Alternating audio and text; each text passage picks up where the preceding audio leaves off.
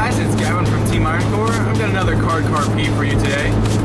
Today we're going to talk about stuff you need to do when preparing for an event. The reason this comes to mind is because this weekend is Gen Con. If you guys don't know anything about Gen Con, you should probably Google it and figure it out. It's the coolest 4 days of gaming in my opinion. It's 4 days straight of just awesome games of every single type. You got cosplayers all over the place, and the vendor hall is huge. It's massive, like multiple football fields wide of just vendors everywhere. Really cool, fun stuff. Not just for Yu-Gi-Oh, obviously, but lots of different other games. Magic the Gathering, World of Warcraft, even video games and stuff. Dungeons and Dragons, everything you like, everything nerdy that you like is all at Gen Con. It's really cool. So, I guess that's my shout out to Gen Con. Not like they don't already have enough hope, but it's really cool. So there's a bunch of Yu-Gi-Oh events that happen at Gen Con, including 16-man regional flights.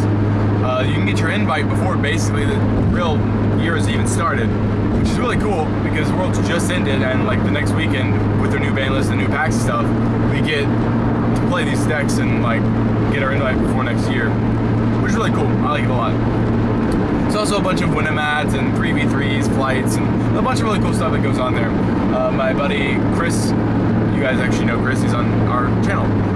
He played a Battle Pack tournament and won, got a really cool Battle Pack prize card you can't really get very many other places. And he won a Structure Deck tournament for, I don't remember what Structure Deck, but he won a Structure Deck tournament and got a Structure Deck bat, which is really cool. So you can get a lot of really cool, fun prizes there, and I like it a lot. Gen Con's a very fun place.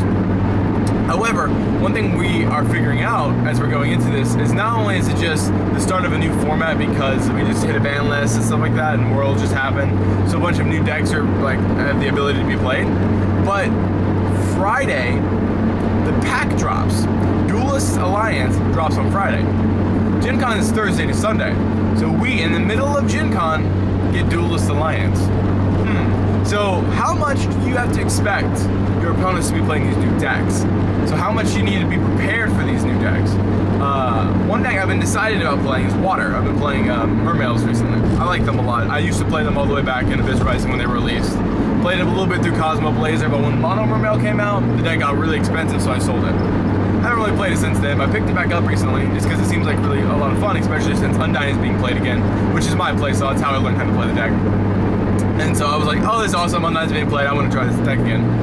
Completely love the deck, it's amazing, I love every single card in the deck, it's super fun. So I've been playing that deck at my locals recently. I've also been playing Ninjas and Prophecies, and all those decks seem really good. Now, one thing I had to think about is when we're going into this tournament, what do you use? Usually, that takes a little bit of wherewithal as a player just to know what decks are going to be played, so what you need to do to prepare against them. However, this is a little bit difficult, even in addition to the normal difficulty, because the new pack is happening, and how many players do you think are going to be playing these new decks? As far as the new decks that are coming out that would be an actual threat, you have Shaddolls, a huge threat in my opinion. A lot of people are underrating dolls and a lot of people are overrating dolls, but I do think dolls are amazing. I think Shaddolls is an amazing deck, has a lot of recursive power, and their fusion monster is amazing. Originally when I was playing against the deck, I thought, hey, the recursive power of the deck isn't that big of a deal. The real problem is her fusions. So I was coming up with ways to defeat it, like I saw someone in my League of Extraordinary Duelists post, Dark Core is a way to get rid of it, Defusion is a way to get rid of it. There's a bunch of different ways to get rid of it, like Compulse, like Breakthrough Skills, just to get rid of that card only. Now, however, that card is a problem.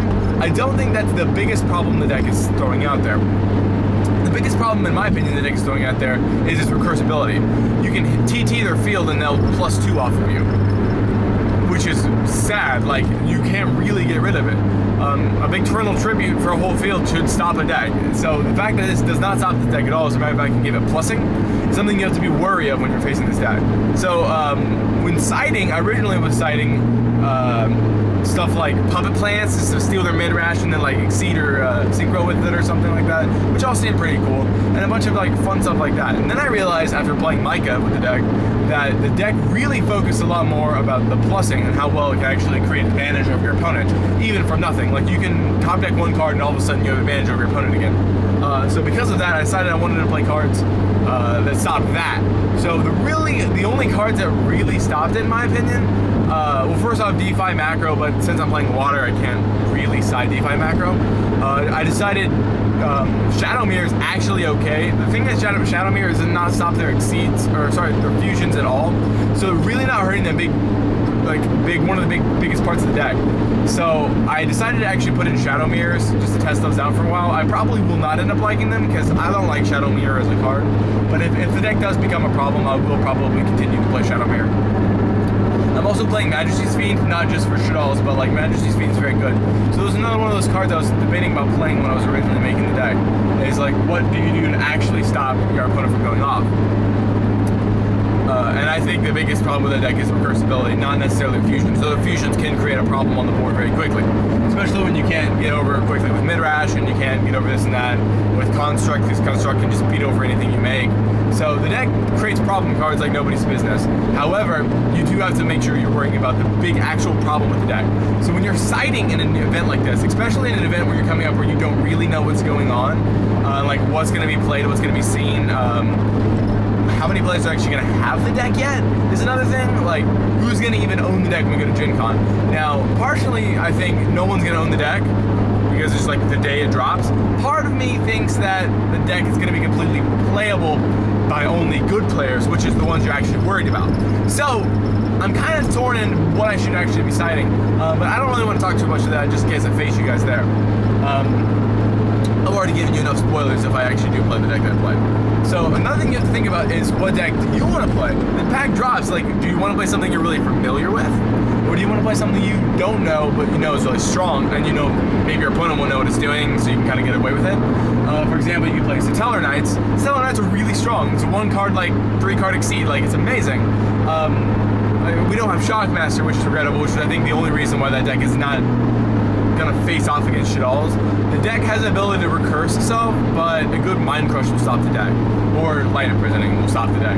So the deck is amazing, but I think it can be stopped because Shockmaster is not legal. That's just me. Their Exceed is amazing. All of their monsters are amazing. They have a Solemn Judgment that lets you draw a card. Okay, that seems alright. I mean, I don't know about you, but I like drawing cards while negating my opponent's cards. It seems kind of playable. So that's a really good deck. I can easily see that deck. I know a lot of players are really excited about that deck, and I think the deck's going to be really strong. So I think it's a deck to be worried about. Something you need to be worried about. Another deck that's coming out, which not a lot of people have talked about, and it's got basically no hype right now, even though the rarities are completely ridiculously jacked up, is Yang Zings, the Cosmic Dragons that just came out. Cosmic Dragons, I feel like, are just so cool. The concept behind them is just a entire deck that revolves nothing but around floaters. That's awesome. The fact that you can run Supply Unit, or Supply Squad, sorry, Skill Drain in the main deck because your guys aren't affected by it. Even if you're worried about your Synchro being negated, all you have to do is Synchro with the guy that makes them unaffected by spells or traps. All of a sudden, your Synchro still has all of its effects, and you have a Skill Drain on the board. What can your opponent say to that? They can't really say much. The only problem with that deck to me is that it makes a lot of pluses and then goes neg to make their Synchro. So I think someone needs to figure out something to do with the deck that makes it better than that, because right now you're like, alright, well, I hit this card, trade my trap card, lets me special another Yang Zing, so I'm specialing 2 now. Now you have 2 Yang Zings on the field, and you can't really say anything about it. Oh, my turn, summon another guy Synchro. Ooh, I just went neg 2. Like, so I went +2 to go neg 2. Why did I do that? Like, I think the deck needs another win condition, or another way to make it really strong, or another way to make it plus harder. I know supplies with your squad and skill drain and stuff like that are really strong in the deck, but I think the deck is missing something, and someone hasn't come up with it yet. And so I'm looking forward for someone to find something good, because I think the deck will be fun. If the deck does do well, the deck will be ridiculously expensive, so which is something I'm slightly worried about, because I think the deck would be fun to play. However, I don't think that it's necessarily my playstyle, so I don't know if I'll pick it up. It's a little slow for me. I don't like, I like to be able to solitaire if I need to. For example, in spellbooks, even if your opponent's not making plays, you can still make plays. Same with water, you can still make plays even if your opponent's not doing anything. It's not reactive, which is why I attempted to play Hat and I couldn't do it, because it was too reactive. Like, your opponent had to do something and you had to change your cards to stop their cards. However, if they didn't have any cards, you just kind of sat there like poked for 16 hopefully. And if they had a big booty, then you couldn't get over it and you just lose. I don't know, the Hat is definitely good, don't get me wrong, but I felt like that's why I didn't play it. So I wanted to play something that was more aggressive, which is why I play the decks that I play usually. But still controls, because I'm a very controlling player, I understand how that works very well. So going into this event, it's a little weird to decide what to play, what deck to play, because I could build any of these decks if I wanted to. We could go out and buy packs and get sets and like trade for it. I have the capability to do that, but I just don't know if that's something I want to do. I kind of want to wait a little while to see what deck I actually want to play. Shaddolls are very fun. I would want to not probably play Pure though, just because I felt like I wouldn't enjoy it as much. I would probably want to play something with some kind of ridiculous engine, like a Spellbook engine or a Lightsworn engine, even though I hate the Lightsworn engine. I'm just saying if I was playing Shaddolls, I would probably want to play some engine like that. So I don't think I should probably invest in Shaddolls for them being that expensive. I don't really want to play the good version of the deck, you know what I mean? I also feel like Stellar Knights are not going to be my playstyle. I've tested them on DN. The best version I found was I made this version where you run heroes in it. You run Trip, E-Call, 2 Rotas, and then you like use Bubble Man and the new Darklaw when he comes out. He's obviously not out yet. And then you could just like Synchro and Exceed, and then you fusion with when you top deck Miracle Fusion, because they're all light monsters. You banish a hero and then you banish a light monster, and then you get, you know, Shining, and then you just beat your opponent in the face. It was really cool version, super consistent, everything is amazing. However, again, should you really be playing that version of, you know, Stellar Knights if that's what you're going to invest in? So I haven't really decided that's something I actually want to do yet. It would be something fun and probably win a regional, but that would be all it would do for me. I also feel like Yang Zings would be fun, but again, there's a card missing from the deck. I know there is, but I can't figure out what it is yet. Like, for example, when Mermails came out, no one really thought about Undyne for a while, and then people thought about Undyne. They're like, well, that's a card that was missing. It works now. The deck is good now. So something like that. Someone's missing that one card that makes the deck really good, and we just got to figure out what it is. So we'll find it. So I would be curious for you guys what you guys think you're playing and what you guys actually think about when preparing for a tournament. Because not only when you're preparing for a tournament, you need to decide about what these decks are playing and what deck do you need to play. Because, for example, myself, I'm sitting on 3 different decks I can play pretty competitively. I'm sorry, 4 actually. I can play Dragon Rulers, I guess, or Lightsworn Rulers. I got Lightsworn Rulers, Ninjas, Prophecies, and Mermails. And so I'm sitting on these decks and deciding what to play, because what do I think my opponent's going to be playing, and like what do I actually need to prepare for? In addition to the full decks I need to prepare for, you have to remember that there's going to be new seeds and stuff that you guys need to prepare for. They could be playing this Stellar Knight Delateros or whatever. They could be playing it. He's a really good, strong card that destroys whole fields and stuff. They could be playing the new Musketeer card, Sky Blaster Musketeer. Is really strong. I really like that card. I think he's a poor man's 101, but at the same time, he's another 101 that does something slightly different. So it does something different than 101 does. It helps you get extra removal without paying an extra $100 for it, you know what I mean? So stuff like that's really strong. You have to prepare for it. For example, when the Exciting Knight came out, I wasn't 100% prepared for it on my first regional. I didn't think it was going to be that big of a problem card, and then all of a sudden I was playing Prophecies and I just lost to it. So I don't want to be not prepared for any card no matter what. I want to always have an out for my opponent. And it's hard because the more cards that they release, obviously the more you have to be prepared for, especially at the beginning of a pack drop and the beginning of a format, because people are going to be playing stuff that find are fun or find are new or more consistent. Back in the day when I started playing, every time you hit a new format, a bunch of players on my locals would have Gladiator Beat, and they would pick that deck up and play it. Because after a new pack drop or after a new ban list, everything is kind of weird and you have to rebuild the deck. But Gladiator Beast is always consistent enough. So you just play Gladiator Beast and you win the tournament because you know how they work, you know the rulings, you know everything about them. So that's one thing I feel like when you're thinking about playing a tournament, do you play something that you know is going to be good, but you don't necessarily know 100% about the deck? For example, if I picked up Shaddolls and played them. Or would you want to play something like Water or Prophecies where you know how the deck works? I played Prophecies for 4 formats in a row. I took a break from it last format because I decided I played it a little bit too much.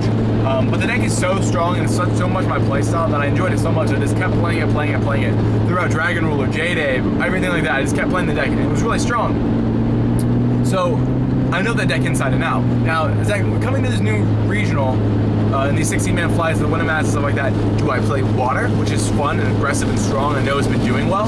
Or do you play Prophecies? Because you know the deck inside and out, and it's been doing okay. It won they got an ARG event down there. That was pretty cool. Base Lolly, Alexander Liskate or whatever, did really well with the deck. And I think that's really cool. I also think that when you're selecting a deck is really difficult. So I'm kind of torn between it right now. I'm curious how you guys decide what decks you play. Do you guys just play whatever best? I know there's some people in my locals who like to just play whatever they think is best.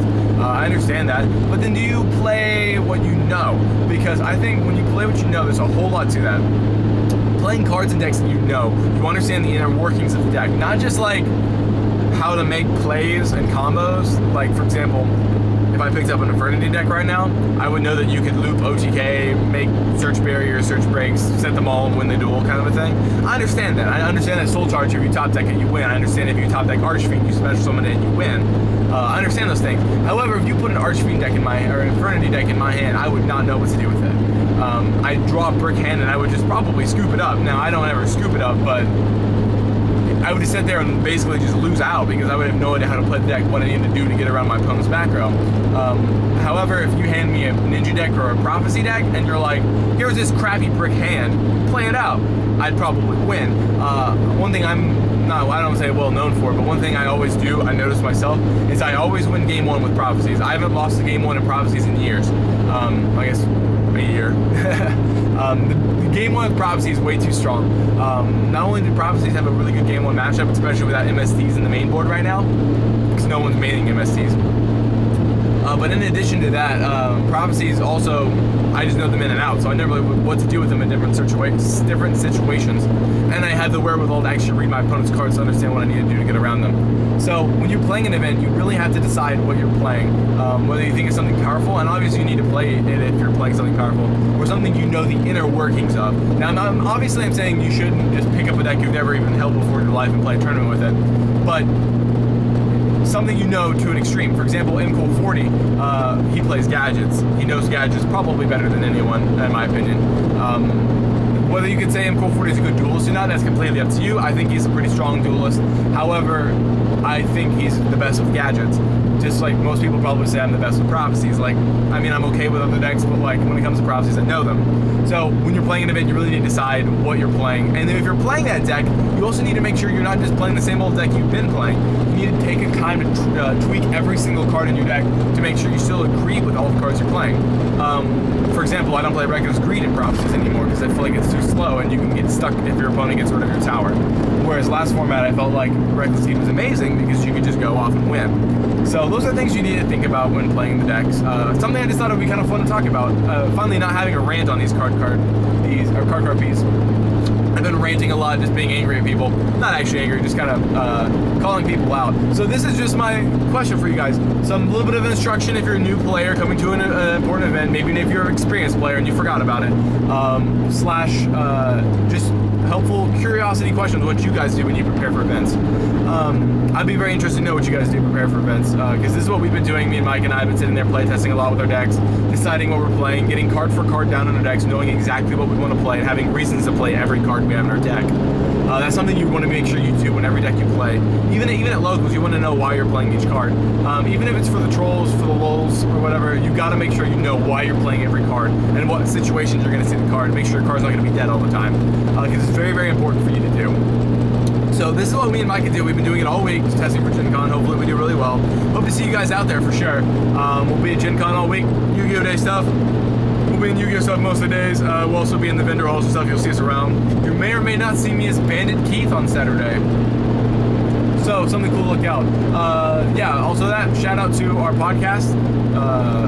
It's on iTunes, stuff. Just search Team Ironcore. You can follow us on YouTube if you're not and you're listening to us on the podcast right now. And we are sponsored by Gamers Locals, indiegamers.com. You can check them out, please. It'd be awesome to support them. Thank you so much for watching.